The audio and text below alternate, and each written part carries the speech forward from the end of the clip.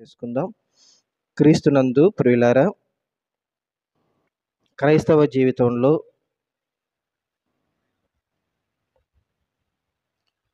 మన ఆత్మీయ జీవితానికి ఉన్నతమైన మాటలు, మనలను సరిచేసే మాటలు మనుషుల ద్వారా అది మనకు తెలియపరచబడక తెలియపరచబడక కేవలం దేవుని మాటలతోనే మన ఆత్మీయ జీవితాలకు అవసరమైన ఎన్నో విలువైన మాటలను దేవుడు తన గ్రంథంలో వ్రాయించాడు. మనుషులు ఒకవేళ వారి దగ్గరకు పంపిస్తే, లేదంటే తన భక్తులను ఒకవేళ పంపితే స్వార్థ ప్రయోజనాల కొరకు తన పిల్లలను వాడుకుంటారు అనేటువంటి ఆలోచనతో నమ్మకమైన పనివారిని దేవుడు ఏర్పాటు చేసుకున్నట్టుగా బైబిల్లో మనం చూస్తాం. ప్రవక్తలు ఎందరో ఉన్నారు బైబిల్లో, బోధకులు ఎందరో ఉన్నారు, కానీ నమ్మకమైన పనివారు కొద్దిమందే మనకు బైబిల్ చరిత్రలో కనబడతారు. అందుకొరకే ఇశ్రాయేలీలను చూసినటువంటి దేవుడు వీరు చెదిరిపోయిన గొర్రెల వలె ఉన్నారు అని అంటాడు ఒక చోట. అలాగే మరొక చోట కాపరి లేని గొర్రెల వలె ఉన్నారు అని అంటాడు. కాపర్లు ఉన్నారా లేదా అని ఒకసారి చూస్తే ప్రపంచమంతా కాపరులే మనకు కనబడతారు. ఎక్కడ చూసినా, ఏ సంఘాన్ని చూసినా దానికి ఒక మంచి కాపరి కనబడుతుంటాడు.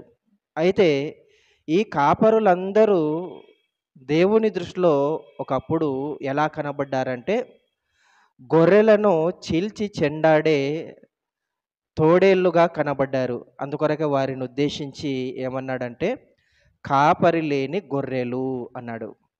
కాపరి ఏం చేయాలంటే మందను కాయాలి, వాటికి కావలసిన మేతను ఇవ్వాలి, అలాగే సంరక్షణను అనుగ్రహించాలి. కానీ సంరక్షణ లేదు, అలాగని మంచి మేతనేమైనా వాళ్ళు పెడుతున్నారంటే గొర్రెలకు మంచి మేత పెట్టడం లేదట. గొర్రెలను ఎలా కోసుకొని తినాలని ఆలోచిస్తున్నారు, కానీ గొర్రెలకు ఏం పెట్టాలో ఆలోచించలేని కాపరులు, అంటే నమ్మకం లేనివారు. మనం కూడా ఇంటిలో పని చేయించుకోవాలనుకున్నప్పుడు ఎవరైతే ఈ పనికి సరిపోతారు అని ఆలోచిస్తాం. ఆలోచన లేకుండా ఎవరిని పడితే వాళ్ళని పని వాళ్ళగా పెట్టుకుంటామా? పెట్టుకోం. నమ్మకమైన వాళ్ళను పెట్టుకుంటాం. ఒక మేస్త్రిని కానీ, ఒక ప్లంబర్ని కానీ, ఒక సెంట్రింగ్ పనివారిని కానీ మనం ఇచ్చినటువంటి డబ్బులకు నమ్మకంగా వీళ్ళు పని చేస్తారా? నాణ్యతతో పని చేస్తారా? లేదంటే డూప్లికేట్గా అలా చేసుకుంటూ వెళ్ళిపోతారా? ఒక 10 సంవత్సరాలు అయిపోయిన తర్వాత నా ఇల్లు కూలిపోతుందా అని ఆలోచించి, భవిష్యత్తును ఆలోచించి ఎవరైతే నమ్మకమైన పనివారో, నైపుణ్యత పని ఎవరికైతే ఉంటుందో వారిని ఎంపిక చేసుకొని వారికి డబ్బులిచ్చి మనం పని చేయించుకుంటాం. అలాగే దేవుడు కూడా తన పనివారిగా ఎవరిని ఎంపిక చేసుకుంటాడంటే కేవలం నమ్మకమైన వారినే. అందుకొరకే మోషే గారి గురించి దేవుడు పౌలు గారి ద్వారా మాట్లాడుతూ, మోషే గారు దేవుని ఇల్లంతటిలో నమ్మకమైన వాడు. అలాగే దేవుని ఇంటికంతటికి పైగా నమ్మకస్తుడు యేసుక్రీస్తు వారైతే అదే నమ్మకాన్ని దేవుడు ఒకనాడు మోషేలో చూశాడు. అంటే ఈయనైతే మంచిగా నమ్మకస్తుడిగా పని చేయగలడు అని ఇశ్రాయేలు దేశం మీద, లేదంటే ఇశ్రాయేలు ప్రజల మీద నాయకుడిగా, కాపరిగా అతన్ని నియమించుకున్నాడు. ఎక్కడో దూరంగా వెళ్ళిపోయినా, నేను మరి దూరంగా వెళ్ళిపోతాను, నాకు ఆ పని అక్కర్లేదు అని ఆయన వెళ్ళిపోయినా ఆయనను మరీ పిలుచుకొని పనిలో పెట్టుకున్నాడు దేవుడు. అంటే నీలో నమ్మకం ఉంటే, నువ్వు నమ్మకమైనటువంటి పనివాడవైతే, సామర్థ్యము కలిగిన పనివాళ్ళమైతే దేవుడు నువ్వెంత దూరం పోయినా, కాదనుకుని వెళ్ళిపోయినా దేవుడు నిన్ను మరీ పిలుచుకొని ఆ పనిలో పెట్టుకుంటాడట. అలాంటి పనివారు కావాలని దేవుడు నాటి నుంచి నేటి వరకు చూస్తున్నాడు ప్రియమైన వాళ్ళరా. అయితే నాటి నుంచి నేటి వరకు దేవుని కన్నులకు కొద్దిమంది మాత్రమే కనపడ్డారు. అందులో కాపరులైన, పరిచారకులైన, బోధకులైన, ఉపదేశకులైన, అలాగే కృపావరములు కలిగిన అనేక మంది ఎందరో ఉన్నారు పనివారుగా దేవుని పనిలో, దేవుని ఇంటిలో. ఇలాంటి పని వాళ్ళలో కేవలం కాపరి మాత్రమే పనివాడా అంటే కాపరి మాత్రమే కాదు. ఇందులో పనులు ఎన్నో ఉన్నాయి. ఆ పనులలో పనివారు ఎందరో ఉన్నారు. అందులో ఉపదేశకులు ఉండొచ్చు, సువార్థికులు ఉండొచ్చు, బోధకులు ఉండొచ్చు, అలాగే యాజకులు ఉండొచ్చు, అలాగే ప్రవక్తలు ఉండొచ్చు, పరిచర్య చేసేవాళ్ళు ఉండొచ్చు, పరిచారకులుగా సేవను అందించేవారు ఉండొచ్చు. ఇలాంటి కేటగిరీస్ ఎన్నో ఉంటాయి. ఇలాంటి వాటన్నింటిలో దేవుడు ఎవరిని కావాలనుకుంటున్నాడంటే నమ్మకమైన వారిని. నీలో నమ్మకం ఉందా లేదా అని చూస్తున్నాడు ప్రియమైన వాళ్ళరా. మనం ఏమనుకుంటామంటే ఆయన పని నా చేతికి వచ్చిందిలే, కాస్త చేశాను, నాకు చాలా సంతృప్తిగా ఉంది, ఆయన పనిలో పాలు పంపులు పంచుకున్నందుకు అనేటువంటి సంతృప్తితో నువ్వు వెళుతున్నావు. కానీ నీవు చేసిన ఆ పనికి దేవుడు సంతృప్తి చెందుతున్నాడా అని మనం ఆలోచన చేస్తున్నామంటే ఆలోచించటం లేదు. దేవుడు తృప్తి చెందేలాగున, దేవుడు నీ పనిని బట్టి ఆనందించేలాగున నీవు పనిని చేస్తున్నావా ఒకసారి ఆలోచించాలి.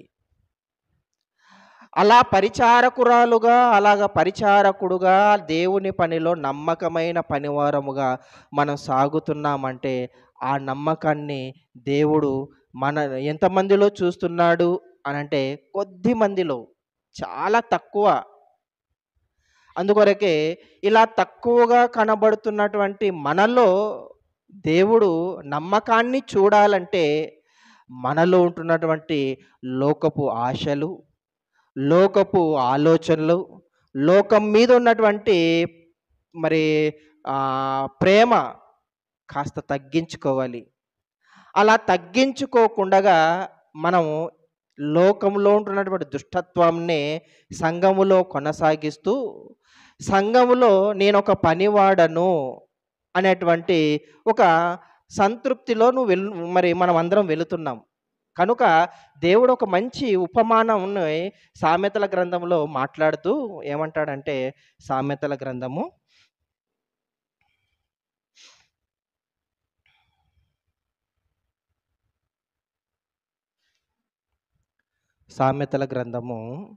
25వ అధ్యాయం.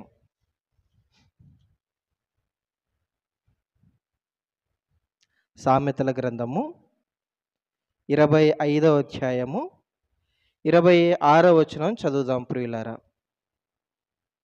సామెతల గ్రంథము 25వ అధ్యాయము 26వ వచనం. కలకలు చేయబడిన ఊట, చెడిపోయిన బుగ్గ, నీతిమంతుడు దుష్టునికి లోబడుట సమానము అని అంటున్నాడు. ప్రియులారా బాగా వినాలి.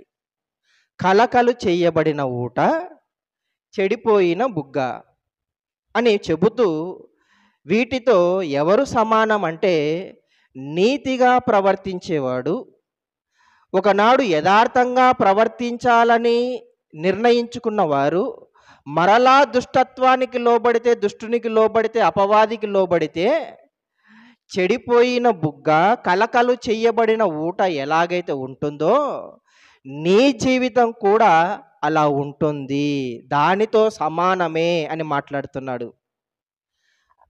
ఆలోచించాలి ప్రియమైన వాళ్ళరా. ఒకనాడు మనము కూడా నీతి, న్యాయ, యథార్థతలను, దేవుడు అనుకున్నటువంటి జీవితాన్ని నేను గడుపుతానని తీర్మానం చేసుకున్న వాళ్ళం బాప్తిస్మం ద్వారా. ఆ బాప్తిస్మం ద్వారా నేను నీతిగా ఉంటాను, మరలా లోకపు ఆశలతో నేను బ్రతకకుండగా నీ సన్నిధానములో నమ్మకమైన వారుగా కనబడతాను, నమ్మకమైన జీవితాన్ని జీవిస్తాను. ఎక్కడ ఉన్నా, ఏ స్థితిలో ఉన్నా నాలో ఉంటున్నటువంటి నీతిని, నా కొరకు నీవు మరి ఏర్పాటు చేసినటువంటి న్యాయ యథార్థతలను నేను కోల్పోను అని చెప్పేసి బాప్తిస్మం ద్వారా మనం తీర్మానం చేసుకున్నాం. వాగ్దానం చేశాం దేవునితో. మరి వాగ్దానం చేసినటువంటి మనము మరలా ఏమైపోతున్నామంటే లోకములోనికి వెళ్ళిపోతున్నాం చిన్నగా. అలా నెమ్మదిగా మరలా లోకంలోనికి వెళ్ళిపోతూ మరలా పాపాన్ని అంటించుకుంటున్నాము. మరలా లోకపు ఆశలతో బ్రతుకుతున్నాము. చివరికి దుష్టుని ఆలోచనలలోనికి వెళ్ళిపోతున్నాము. దుష్టుని చేతిలోనికి మన జీవితాన్ని సమర్పిస్తున్నాము. అలా దుష్టుని చేతిలోనికి మన జీవితాలను సమర్పిస్తుంటే దేవుడు మనలను దేనితో పోలుస్తున్నాడు? కలకలు చెయ్యబడిన ఊట అంటున్నాడు. ప్రియులారా ఆలోచించండి. నమ్మకాన్ని చూడాలనుకున్నటువంటి దేవునికి మరలా మనం ఏం చూపిస్తున్నామంటే మరలా పాత జీవితాన్నే చూపిస్తున్నాము, పాత ఆలోచనలనే చూపిస్తున్నాము, పాత ప్రవర్తననే మనం చూపిస్తున్నాము ప్రియమైన వారలారా. కనుక నీ పరిసరాలలో ఉంటున్నటువంటి వాటిని చూపిస్తూ దేవుడు మనకు ఆత్మీయ పాఠాన్ని నేర్పించాలనుకుంటున్నాడు. కలకలలు చేయబడిన ఊట, చెడిపోయిన బుగ్గ అని చూపిస్తున్నాడు. ప్రియులరా, ఒకప్పుడు పొలాలకు నీరు కావాలి అన్నా, త్రాగటానికి నీరు కావాలన్నా గ్రామస్తులందరూ కలిసి ఏం చేసేవారంటే ఒక మంచి పొలమును నీళ్ళు ఎక్కడ పడతాయో అని ఆలోచించి ఆ ప్రాంతం అంతా దాన్ని బావిలా త్రవ్వుకునేవారు. అందుకొరకే కొన్ని ప్రాంతాలలో మన ప్రాంతంలో కూడా మన గ్రామంలో కూడా బావులు ఉండేటివి. ఇప్పుడు అవి కనుమరుగైపోయాయి. ఆ పల్లెటూర్లలో కనబడుతుంటాయి. పొలాలలో కానీ గ్రామం మధ్యలో కానీ బావులు కనబడుతుంటాయి. ఆ బావులను ఒకనాడు గ్రామస్తులందరూ కలిసి త్రవ్వుకొని చక్కగా కట్టుకొని ఉంటారు. లేదంటే ఆ ప్రాంతాన్ని పరిపాలించినటువంటి అధికారి ఎవరైతే ఉంటాడో వాళ్ళు ఆ బావులను త్రవ్వించేవాళ్ళు. అలా త్రవ్వినటువంటి బావులలో నుంచి నీళ్ళు అవి బుగ్గలా బయటికి వస్తుంటాయి. చిన్న దారలా వస్తుంటాయి. చిన్న దార అలా చిన్నగా నెమ్మదిగా వస్తుంటాయి. అలా నెమ్మదిగా వస్తున్నటువంటి నీటినంతటిని నిలువ ఉంచుకోవటానికి, వాటన్నిటినీ మరి భద్రంగా ఉంచుకోవటానికి చుట్టూరా గోడలను కట్టేసి ఆ గోడల మధ్యలో నీటిని నిల్వ ఉంచుకునేవారు. అందుకొరకే అక్కడక్కడ చెరువులు కూడా కనబడుతుంటాయి మనకి. గారియాపురం చెరువు మనం చూస్తున్నాం ప్రస్తుతం. అలాగే తాండ్రపాడు, అలాగే నట్టులో చెరువులు ఉన్నాయి. ఇప్పుడు ఒకప్పుడు నీళ్ళు, ఇప్పుడు అంతా మరి ఇల్లు వచ్చేస్తున్నాయి. గారియాపురం చెరువు ఉంటుంది, అలాగే తాండ్రపాడులో ఉంటుంది. ఈ చెరువులన్నీ నీటిని నిల్వ ఉంచుకొనటానికి త్రవ్వబడినవి. తగ్గు ప్రాంతములో వాటిని నీటిని నిలువ ఉంచుకోవటానికి ఏర్పాటు చేసిన ప్రాంతాలు. ఒక హైదరాబాద్ మహాపట్టణంలో కూడా చెరువులు ఉండేటివి. ఆ చెరువులు ఇప్పుడు మనుషులతో నిండిపోయాయి ప్రియమైన వారలారా. పటాన్ చెరువు అంటుంటారు. అదంతా అంటే చెరువు. ఆ చెరువు నీళ్లతో నింపబడేది. ఆ నీళ్లను ఆ ప్రాంతంలో ఉన్న వారందరూ పొలాలకు కానీ అలాగే త్రాగటానికి కానీ వినియోగించుకోవాలి అని చెప్పేసి తగ్గు ప్రాంతములో వాటిని నిల్వ ఉంచుకునే వాళ్ళు నీటిని. ఇలా తగ్గు ప్రాంతములో నీటిని భద్రపరుచుకునేటువంటి ఒక చక్కటి అవకాశమును దేవుడు అనుగ్రహించాడు. ఆ చెరువులో నీళ్లు నిమ్మలంగా ఉంటాయి. ఏ విధంగా ఉంటాయమ్మా? చాలా నిమ్మలంగా ఉంటాయి. అటు ఇటు కొట్టుకొని పోవు, సముద్రపు కెరటాలు కొట్టుకున్నట్టుగా కదలకుండగా నెమ్మదిగా స్థిరంగా అలాగే ఉంటాయి. అలా వర్షంతో కూడుకొని వచ్చినటువంటి నీళ్లు ఒకరోజు బురదతో నింపబడతాయి. బురద మొత్తం అంత బురద నీళ్ళే. అలా బురద నీళ్లతో నింపబడినటువంటి ఆ నీరు కొద్ది రోజులకు ఏమైపోతుందంటే ఆ బురదంతా ఆ నీటిలో నుంచి కిందికి ఫిల్టర్ అయిపోతుంది, అంతా పడిపోతుంది. ఆ బురద నీళ్ళంతా ఆ నీళ్లు బురదనే, కానీ నీళ్ళలో ఉన్నటువంటి బురద బరువు కలిగినది కాబట్టి ఏమైపోతుందంటే ఆ బరువు ఆ బురద మొత్తం అంతా కిందికి పడిపోతుంది. అలా క్రిందికి పడిపోయినటువంటి బురద ద్వారా నీళ్లు ఏ విధంగా కనబడతాయంటే తేటగా కనబడుతుంటాయి.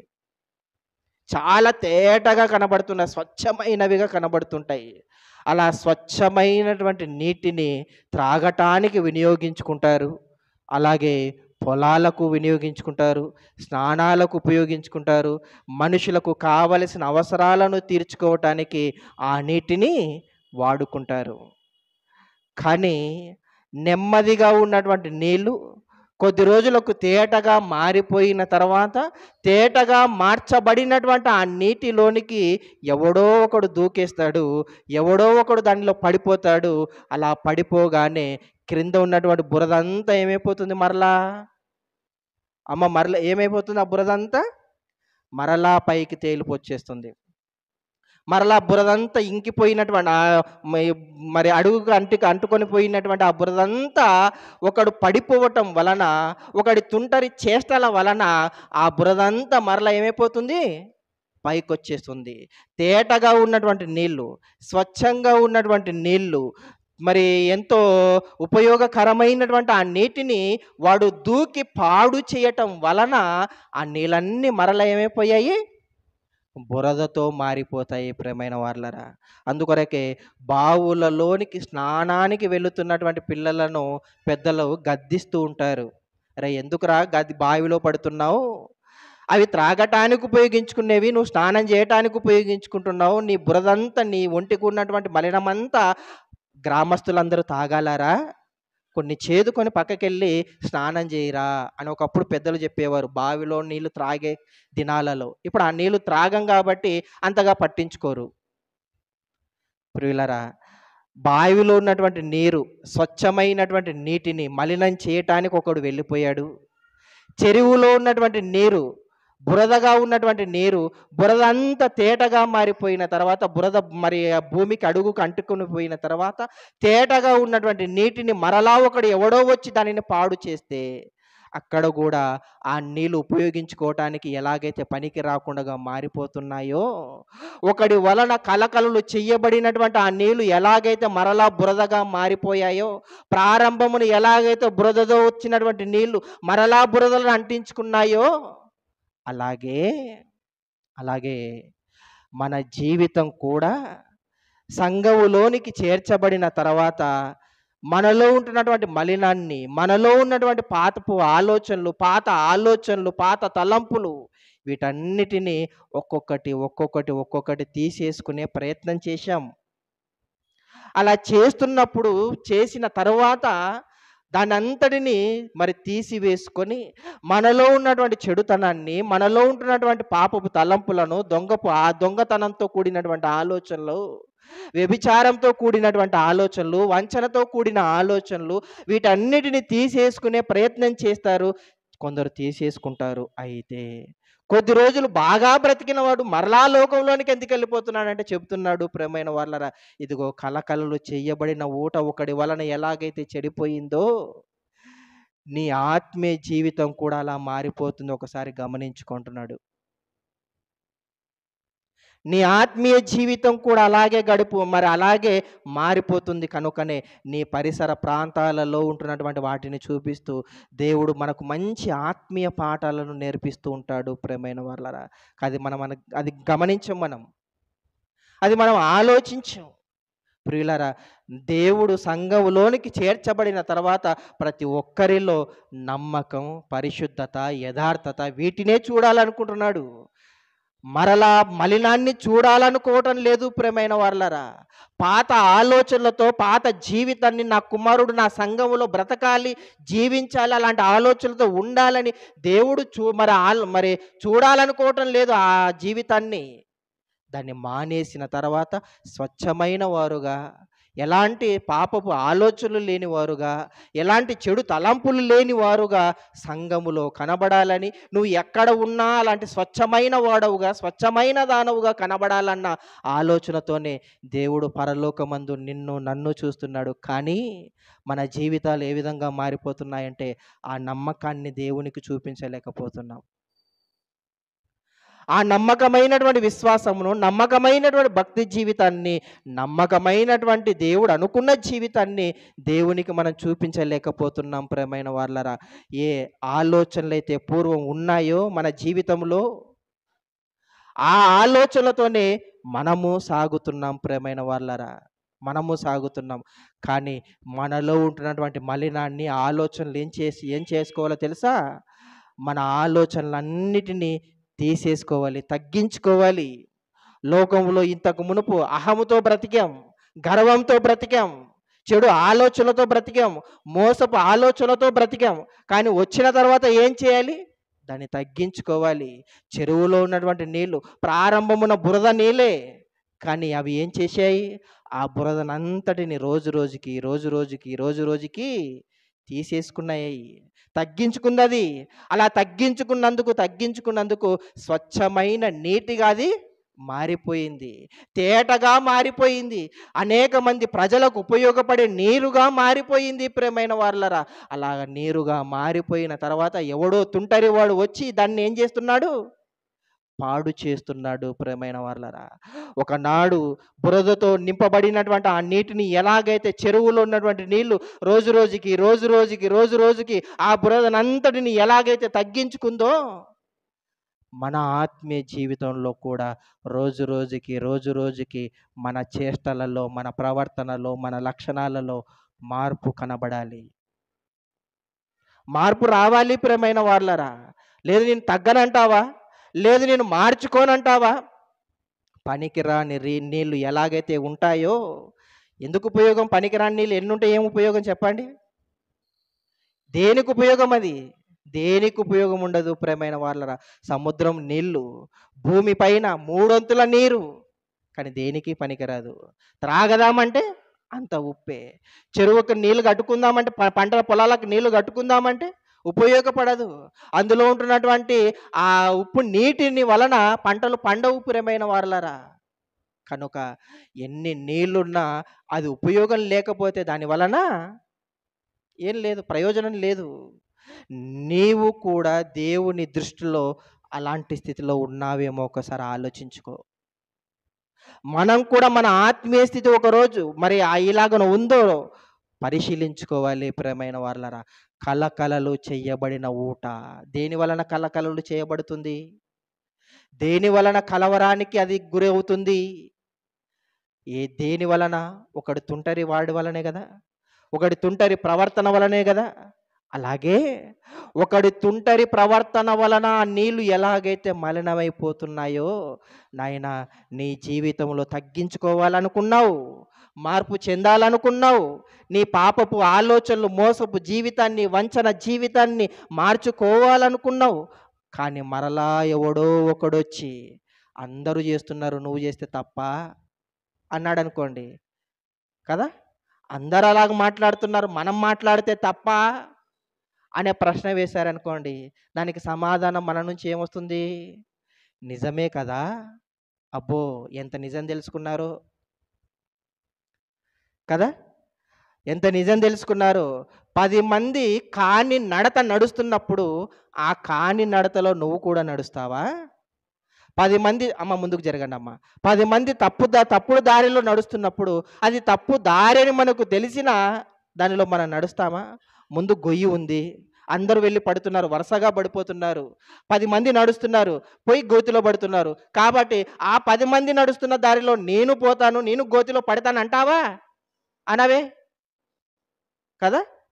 ముందర బురద ఉంది, అంత మలినం ఉంది, అందరూ పోయి అంటించుకుంటున్నారు, అందరూ వెళ్ళి అంటించుకుంటున్నారు, నేను కూడా వెళ్తాను, 10 మంది దారిలో నేను నడుస్తాను, ఆ మలినాన్నే నేను అంటించుకుంటాను అని చెప్పి అంటించుకుంటావా? అంటించుకోవే. జాగ్రత్తగా నీ శరీరాన్ని కాపాడుకుంటావు కదా, నీ డ్రెస్సును కాపాడుకుంటావు కదా, ఆ మలినాన్ని అంటించుకోకుండా పరిశుభ్రంగా ఉండాలని ప్రయత్నం చేస్తావు కదా. భౌతిక సంబంధమైన ఈ ఆలోచనే నీకుంటే మరి ఆత్మీయంగా ఆలోచించండి. ఆత్మీయమైన జీవితానికి ఎంతగా ఆలోచించాలో ఒకసారి ఆలోచించండి. ప్రియమైన వాళ్ళరా, 10 మంది వంచనతో బ్రతుకుతున్నప్పుడు, 10 మంది బూతు మాటలతో బ్రతుకుతున్నప్పుడు, 10 మంది మరి దొంగ ఆలోచనలతో బ్రతుకుతున్నప్పుడు, 10 మంది అబద్ధపు ఆలోచనలతో, అబద్ధపు ప్రవర్తనతో బ్రతుకుతున్నప్పుడు, అందరూ చేస్తున్నారు, నేను చేస్తే తప్పేంటి అని నువ్వు వెళ్ళిపోతున్నావంటే, అందరూ గోతిలో పడుతున్నప్పుడు పడటం లేదే, మరి ఇక్కడ ఎందుకు వెళ్ళిపోతున్నావు? అంటే చనిపోయిన తర్వాత దీనికి తగిన శిక్ష లేదనుకుంటున్నావా? ఆ జీవితానికి తగిన శిక్ష లేదనుకుంటున్నారా? ఆలోచించండి ప్రియమైన వాళ్ళారా. కలకలలు చెయ్యబడిన ఊట ఎలాగైతే పనికిరాని నీళ్లుగా మారిపోతున్నాయో, ఈరోజు క్రైస్తవ జీవితంలో ఆత్మీయ స్థితి కూడా అలాగే మారిపోతుంది ప్రియమైన వాళ్ళారా. పనివారని అనుకుంటున్నాం. చక్కటి పనివాడను, చక్కగా సంఘములో ఒక పనిలో నేను పాల్గొంటున్నానని అనుకుంటున్నావు.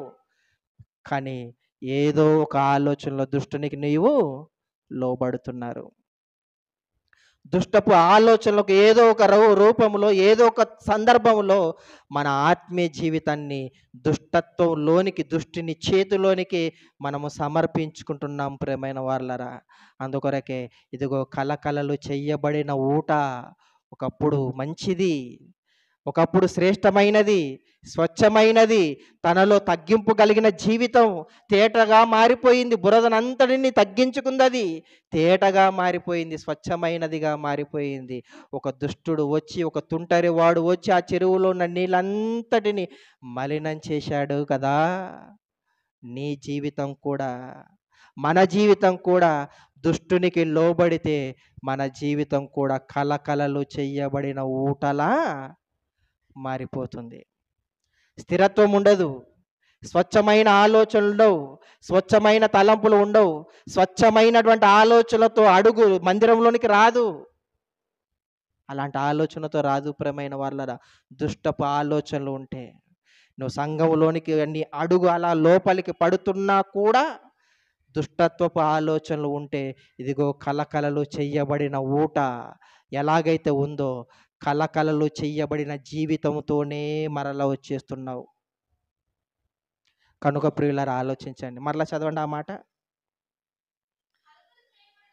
కలకలు చెయ్యబడిన ఊటయు, చెడిపోయిన బుగ్గయు, నీతిమంతుడు దుష్టునికి లోబడుటయు సమానము అంటున్నాడు. చూడండి ప్రియమైన వాళ్ళరా, చెరువులో ఉన్నటువంటి నీళ్ళు బురదగా మారిపోయిన తర్వాత పనికి రానిదిగా ఎలాగైతే మారిపోయిందో ఆ నీరు, ఇదిగో నీ జీవితం పనికి మాలినదిగా మారిపోతుంది. పనికి మాలిన జీవితం ఎవరికి పనికి మాలినది? దేవునికి, దేవుడి చేతికి. అందరికి ఉపయోగపడొచ్చేమో నీ పాపపు ఆలోచనలతో అందరూ నిన్ను వాడుకుంటారు. ఎందుకంటే మనము ఆలోచనతో బ్రతుకుతున్నాం కాబట్టి. అందరూ బూతు మాటలతో బ్రతుకుతున్నారు, నేను మాట్లాడితే తప్ప అని నువ్వు అనుకుంటున్నావంటే నీది కూడా అదే కేటగిరీ అన్నమాట. మనది కూడా అదే జాబితానే. అందుకొరకే త్వరగా లోకంలోనికి వెళ్ళిపోతున్నాం మనం. అందుకొరకే త్వరగా లోకంలో కలిసిపోతున్నాం ప్రియమైన వాళ్ళారా. మరల త్వరగా కలిసిపోతున్నామంటే లోకములో ఉన్నటువంటి ఆలోచనలతోనే ఇంకా బ్రతుకుతున్నాం కనుక తొందరగా వాడి ఆలోచనలకు ప్రభావితం అవుతున్నాం. పనికి మాలిన జీవితం, దేవునికి పనికిరాని జీవితంగా మనం మారిపోతున్నాం ప్రియమైన వాళ్ళరా. చెరువులో ఉన్నటువంటి నీళ్లు మనుషులకు ఎంతో ఉపయోగపడ్డాయి, మనుషుల ప్రయోజనాలకు ఉపయోగపడ్డాయి అవి కదా. అది మనుషుల ప్రయోజనాల కోసం. నీవు నీ జీవితాన్ని స్వచ్ఛమైనదిగా మార్చుకుంటే, తేటగా మార్చబడితే, నీ హృదయాన్ని తేటమైనటువంటి హృదయముగా మార్చుకుంటే నీవు దేవునికి ప్రయోజనకరమైన దానవుగా, దేవునికి ప్రయోజనమైన వాడవుగా మారిపోతారు ప్రియమైన వాళ్ళరా. దేవునికి పనికిరాని వారముగా మారిపోతున్నాము అంటే ఇదిగో పనికి మాలిన జీవితం మనలోనికి వచ్చేసిందన్నమాట. పనికి రానిదిగా మారిపోయింది. ఎవరితో మనం కూర్చుంటున్నాం, ఎవరితో మనం లేస్తున్నాం, ఎక్కడ మనం సంభాషిస్తున్నాం, ఎవరితో మనం ఎలాంటి మాటలు మాట్లాడుతున్నాం ఒకసారి ఆలోచించుకోవాలి. ఓసారి ఆలోచించుకొని వాటన్నిటిని సరి చేసుకునే ప్రయత్నం చేయాలి ప్రియమైన వాళ్ళరా. ఒక్కసారి సరి చేసుకోవటానికి ప్రయత్నించవా? అయితే కలకలలు చెయ్యబడిన ఊట పనికిరానిదిగా ఎలాగైతే మారిపోయిందో మన జీవితం కూడా పనికిరానిదిగా ఉంది. నేను పని చేస్తున్నాను, సంఘంలో బాగా ఉంటున్నాను, ఏదో ఒక పనిలో పాల్గొంటున్నానని నువ్వు అనుకుంటున్నావు, కానీ నీ జీవితం వాస్తవానికి దేవునికి పనికిరానిది. మన జీవితాలు దేవునికి పనికిరానివి ప్రియమైన వాళ్ళరా. ఆత్మ సంతృప్తితో మనం వెళ్ళిపోతున్నాం. కేవలం పైన నేను పనిలో పాల్గొంటున్నాను అనేటువంటి ఏదో ఒక చిన్నపాటి ఆనందంతో నువ్వు వెళ్తున్నావే కానీ నువ్వు చేసినటువంటి పని వలన దేవుడు ఎలాంటి ఆనందానికి లోనవ్వటం లేదు. కారణం ఏంటి? నీలో ఆలోచనలు సరిగ్గా లేవు. అందుకొరకే మరొక మాట బైబిల్లో నుంచి చదువుకుందాం ప్రియులారా. యెషయా గ్రంథము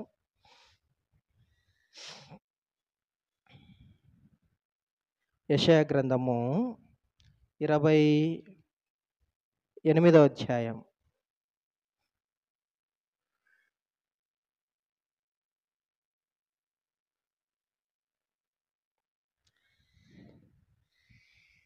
అంతకు మునుపు 57వ అధ్యాయం చదువుదాం.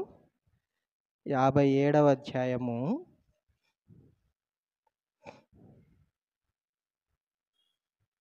20వ వచనం చదువుదాం. యెషయా గ్రంథము 57వ అధ్యాయము 20వ వచనం. భక్తిహీనులు కదులుచున్న సముద్రము వంటి వారు, అది నిమ్మలింప నేరదు, దాని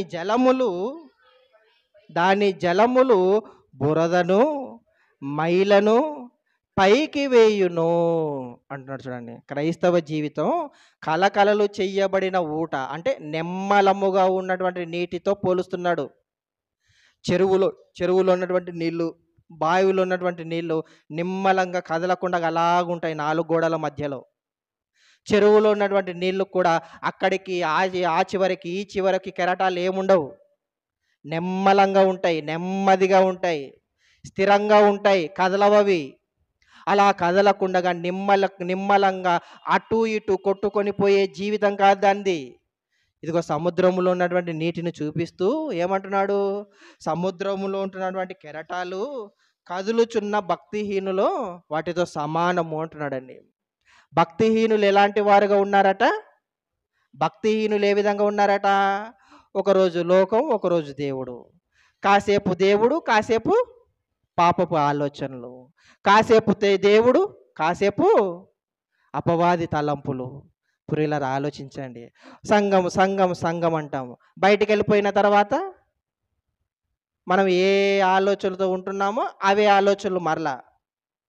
ఇక్కడ మాత్రం నేను పురుగును దేవా, నేను అది దేవా, ఇది దేవా అని బాగా తగ్గించుకుంటాము. బయటికి వెళ్ళిపోయిన తర్వాత ఆ తగ్గింపు జీవితం ఉంటుందా? ఆ తగ్గింపు ఉండదు. కదులుచున్న కెరటాలు ఎలాగైతే ఎగిసి పడుతుంటాయో పైకి, అలా ఎగిరెగిరి పడుతుంటాం లోకంలో కూడా కదా. వాళ్ళ మీద, వీళ్ళ మీద, తల్లిదండ్రుల మీద పిల్లలు, పిల్లల మీద తల్లిదండ్రులు, భార్య మీద భర్త, భర్త మీద భార్య. నిమ్మలమైన ఆలోచనతో ఎవరు ఉండరు, సాత్వికమైన మనసుతో ఎవరు ఉండరు ప్రియమైన వాళ్ళరా. కుటుంబంలో, సంఘంలో, సమాజంలో, మనం చేస్తున్నటువంటి పని పాటలలో ఎక్కడ నిమ్మలమైన జీవితం మనకు ఉండదు. ఎగిరిపడుతుంటాం కదా. చిన్న మాటకు తగ్గించుకుంటామా? అస్సలు తగ్గించుకోం. ఇదిగో చెరువులో ఉన్నటువంటి నీటిని చూడు, తగ్గింపు జీవితం దానిది. తగ్గింపు జీవితం దానిది. ఎగిసిపడదు అది, కెరటాలు ఎగిసిపడవు. ఎవడో ఒకడు మర్చి మలినం చేస్తే తప్ప తనకు తానుగది చెడిపోవటం లేదు ప్రియమైన వారలారా. ప్రియులరా ఆలోచించండి.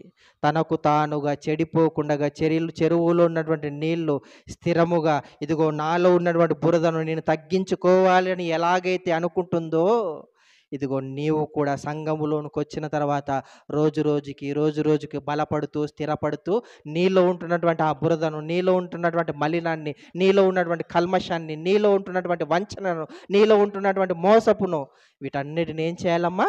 రోజు రోజుకి ఏం చేయాలి? తగ్గించుకోవాలి. అలా తగ్గించుకోకుండా ఈ కెరటాలు ఎగిసి పడుతున్నట్టుగా ఉందనుకోండి మన జీవితం, తగ్గదిక. బురద కిందికి వెళ్ళిపోదు. రోజు రోజుకి పైపైనే కనబడుతుందట. అదే చెప్తున్నాడు, భక్తిహీనులు కదులుచున్న సముద్రము వంటి వారు, అది దాని జలములు బురదను మైలను ఏం చేస్తాయట? పైకి చూపిస్తూనే ఉంటాయి. మనం కూడా చూపిస్తూనే ఉంటాం కదా, ఎగిరి పడుతుంటాం. ఒకరు ఏదైనా మాట అంటే ఒక మాట అన్నారనుకోండి, ఆ మాటకు 10 మాటలు మన నోటి నుంచి వస్తుంటాయి. అంటే మైలను పైకి తేలిపోయేలా చేస్తున్నామనమాట.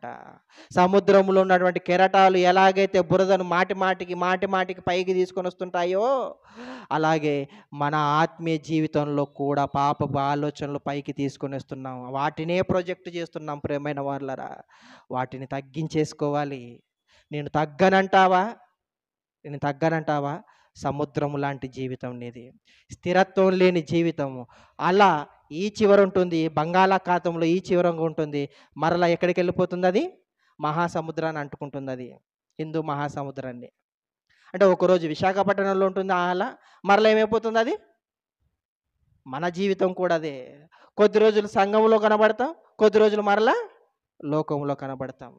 కొద్ది రోజులు దేవుడు, దేవుడు అంటాం. మరలా కొద్ది రోజులు దయ్యం అని దయ్యంతోనే మన జీవితాన్ని గడుపుతుంటాం ప్రియమైన వాళ్ళరా. కదులుచున్న సముద్రం లాంటి జీవితం వద్దు మనది. అలా కదులుచున్నటువంటి స్థిరత్వం లేని మరి జీవితం ఎలాగైతే సముద్రానికి ఉందో, అలా స్థిరత్వం లేని జీవితం ఉండకూడదట క్రైస్తవ్యంకి. స్థిరమైన జీవితం. ఇదిగో స్టాండర్డ్గా నిలబడాలి నువ్వు. ఒక విషయం మీద, ఒక ఆలోచన మీద నువ్వు స్టాండ్ అయి నిలబడాలి. నీతిగా బ్రతకతాను అనుకుంటావా? అయితే స్టాండ్గా నిలబడు. స్టాండ్ అయిపోకడ. అలా కాకుండా స్టాండ్ అవ్వకుండా మరలా లేచి వెళ్ళిపోయి, మరలా ఇక్కడ కూర్చొని, మరలా లేచి వెళ్ళిపోయి, మరలా ఇక్కడ కూర్చొని, ఆ వేషధారణ జీవితం దేవుడు అస్సలు చూడాలనుకోవటం లేదు. అది నమ్మకమైన జీవితం కాదు. నమ్మకమైన ప్రవర్తన కాదు. అందరిలో నమ్మకాన్ని చూడాలనుకుంటాం కదా మనం. ఒక పనివారిలో నమ్మకాన్ని చూడాలనుకుంటాం. ఒక భార్యలో, ఒక భర్తలో నమ్మకాన్ని చూడాలనుకుంటాం. పిల్లలలో నమ్మకాన్ని చూడాలనుకుంటున్నాం. ప్రతి ఒక్కరూ ఏదో ఒక సమయమున ఏదో ఒక మరి స్థితిలో తప్పనిసరిగా ప్రతి మనిషిలో నమ్మకాన్నే చూడాలనుకుంటారు ప్రియమైన వాళ్ళరా. నమ్మకం లేని వ్యక్తులతో స్నేహం చెయ్యం. నమ్మకం లేని వ్యక్తులతో సరైన కాపురాలు ఉండవు కదా. వీళ్ళని ఆలోచించండి. అంత ఘర్షణ. ఇలాంటి ఆలోచనతో బ్రతుకుతున్నప్పుడు మన జీవితాలు ఎలాగైతే కలవరంతో బ్రతుకుతున్నామో, కలవరం ఎలాగైతే చెందుతున్నామో, ఇదిగో దేవునికి మనకు ఉన్నటువంటి సంబంధంలో కూడా నమ్మకాన్ని కోల్పోతే అలాంటి జీవితమే ప్రియమైన వాళ్ళరా. అలాంటి జీవితమే. కనుక దేవుడు యెషయా గారి ద్వారా మాట్లాడుతూ, ఇదిగో కదులుచున్న కెరటాలు ఎలాగైతే ఎగిసి అబ్బో పొంగిపోతుంటాయి. ఏమో మరి పెద్ద పొంగిపోతామన్నట్టుగా. ఎంత పొంగిపోయినా మరలా ఏమవుతుంది అది? పొంగిపోయినటువంటి అల, పైకి ఎగిరిన అల మరలా ఏమైపోవాలి అది? ఏమైపోవాలి? ఎగిరిన అల మరలా దించబడాల్సిందే కదా. తగ్గిస్తాడు దేవుడు. దేవుడు తప్పనిసరి నువ్వు ఎంత ఎగరాలనుకుంటావో, ఎంతగా పొంగిపోవాలనుకుంటావో, నీ ఎగిరే ఆ స్థితిని తగ్గిస్తాడు. ఖచ్చితంగా పడాల్సిందే. ఎంత ఎగరాలనుకుంటుంది సముద్రపు కెరటం. ఎగరాలనుకుంటుంది. రోజు ప్రయత్నిస్తుంది. కానీ దానివల్ల కావటం లేదు ప్రియమైన వాళ్ళ. సముద్రము ఆ చేతనే కావటం లేదు. నీ జీవితం, నా జీవితం ఎంత? భూమి పుట్టింది మొదలుకొని ఇప్పటి వరకు కెరటాలు ఎగిసి పడుతూనే ఉన్నాయి. దానివల్ల ఏం కావటం లేదు. నీ వల్ల కూడా ఏం కాదు. ఏదో సాధించాలనుకుంటావు, ఏదో చేయాలనుకుంటావు.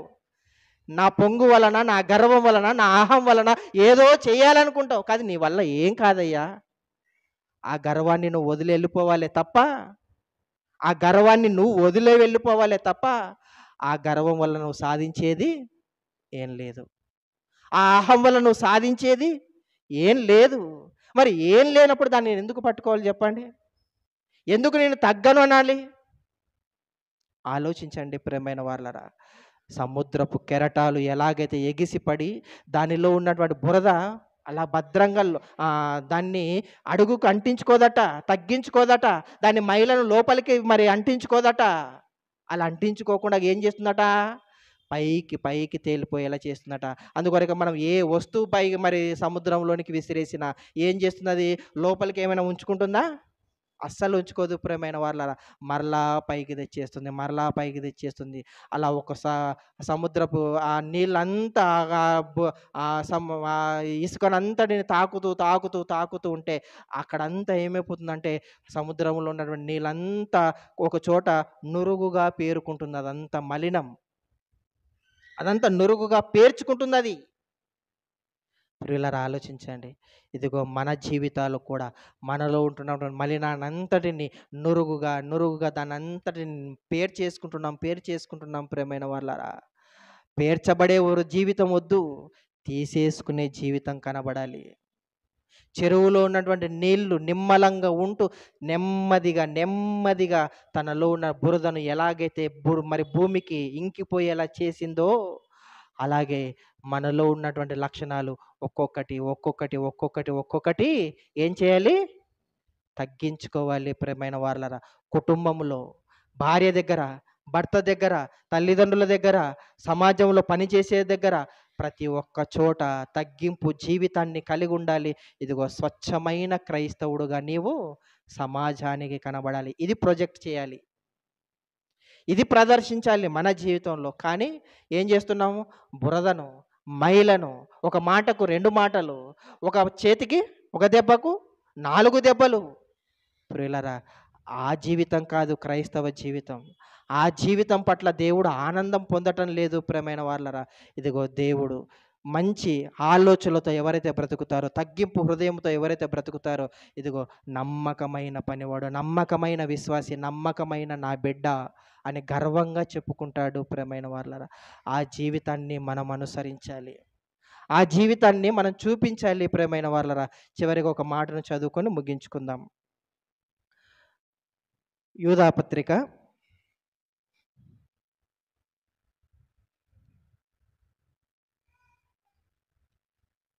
1 ఒకే అధ్యాయం ఉంటుంది.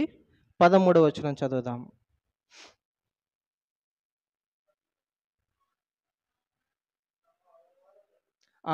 13వ వచనం. తమ తమ అవమానమును నురుగు వెళ్ళగ్రక్కువారై 12 నుంచి చదువుదాము.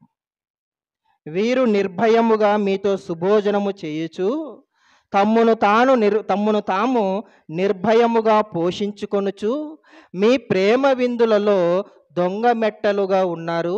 వీరు గాలి చేత ఇటు అటు కొట్టుకొని పోవు నిర్జల మేఘములుగాను, కాయలు రాలి ఫలములు లేక 2 మారులు చచ్చి వేలతో పెళ్ళగింపబడిన చెట్లుగాను, తమ అవమానమును నురుగు వెళ్ళగ్రక్కువారై సముద్రము యొక్క ప్రచండమైన అలలుగాను, మార్గము తప్పి తిరుగు చుక్కలుగాను ఉన్నారు.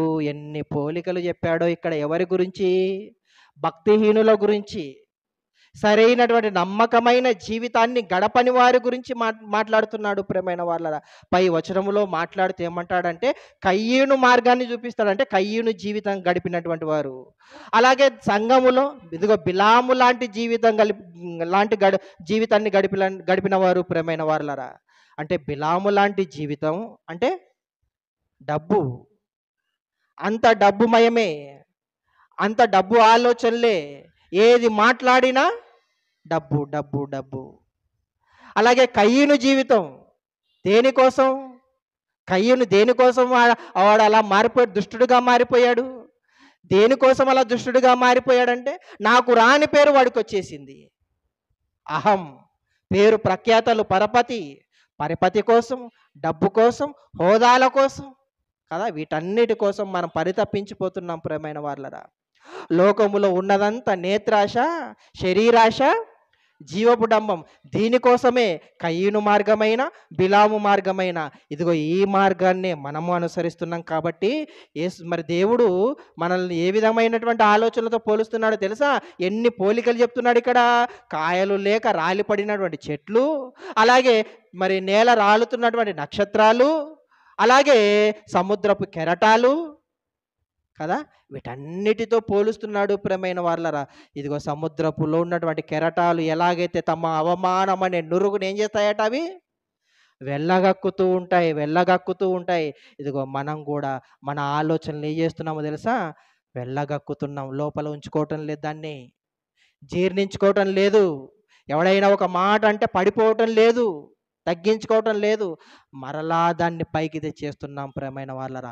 ఆ మైలను మనలో నుంచి బయటికి తీసుకొని వస్తున్నాం. ఆ మైల చేత మన జీవితం కూడా ఏమైపోతుంది? మైలంటుకుంటుంది, మలినాన్ని అంటుకుంటుంది, కల్మషాన్ని అంటుకుంటుంది. కనుక ప్రియమైన వాళ్ళరా, ఇదిగో కలకలలు చెయ్యబడిన ఊట, చెడిపోయిన బుగ్గ, దుష్టుడు ఇదిగో మరి మంచివాడు నీతిమంతుడు దుష్టునికి లోబడుట వాటితో సమానం అంటున్నాడు. నీ జీవితం ఏ విధంగా ఉందో ఒకసారి పరిశీలించుకోవాలి. మన జీవితాలు ఏ విధంగా ఉన్నాయో ఒకసారి పరిశీలించుకోవాలి ప్రియమైన వాళ్ళరా. దుష్టత్వపు ఆలోచనలతో వెళ్ళిపోతున్నావా? ఏదో ఒక ఆలోచనలకు ప్రభావితం అవుతున్నావా? పాపపు తలంపుకి, పాపపు ఆలోచనలకు ఎవడో ఒకడు ఏదో ఒక ఆలోచన చెప్తే ఆ ఆలోచనలకు మరలా ప్రభావితమై లోకములో కలిసిపోతున్నావా? ఇదిగో కలకలలు చేయబడిన ఊట పనికిరాని నీళ్లుగా ఎలాగైతే మారిపోయిందో నీ జీవితం, నా జీవితం కూడా అలాగే మారిపోతుంది. జాగ్రత్త అంటున్నాడు దేవుడు. కనుక ప్రియులారా, ఆలోచించండి. సంఘంలోనికి చేర్చబడినటువంటి మనం నమ్మకాన్ని కాపరిలో మాత్రమే కాదు అందరిలో చూడాలనుకుంటున్నాడు. కాపరిలో, బోధకుడిలో, ప్రసంగికుడిలో, ఉపదేశకుడిలో, సువార్థికుడిలో, పరిచారకుడిలో, సేవకుడిలో, సహాయకురాలిలో, ప్రతి ఒక్కరిలో దేవుడు నమ్మకాన్ని చూడాలనుకుంటున్నాడు. నమ్మకాన్ని చూడాలనుకుంటున్నటువంటి నీ దేవునికి నమ్మకత్వాన్ని చూపిస్తున్నావా? లేదంటే బురదను, మైలను దేవునికి ఆ జీవితాన్ని చూపిస్తున్నావా? మలినమును, బురదను అంటించుకున్నటువంటి జీవితాన్ని దేవునికి చూపిస్తున్నామా? ఒకసారి మనల్ని మనం పరిశీలించుకుందాం. కలకలలు చేయబడిన ఊటలా కాకుండా నిమ్మలమైన, స్వచ్ఛమైన, అందరికీ ప్రయోజనకరమైనటువంటి నీటిగా జీవితముగా మన జీవితాలు మారిపోవాలని కోరుతూ ఈ నా మాటలను ఇంతటితో ముగిస్తున్నాను.